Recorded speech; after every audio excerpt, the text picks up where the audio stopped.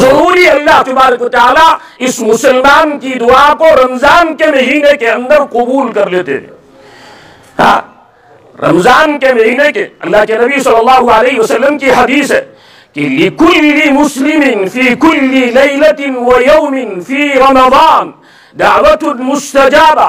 हर मुसलमान के लिए चाहे वो कितना गुनहगार क्यों न हो, लेकिन रमजान की बरकत ऐसी है कि रमजान में वो तौबा करता है, रमजान में वो अल्लाह की तरफ मुतवज्जे होता है, रमजान में वो दीन के ऊपर चलने की कोशिश करता है। इस कोशिश को अल्लाह तबारक व तआला नाकाम नहीं करते।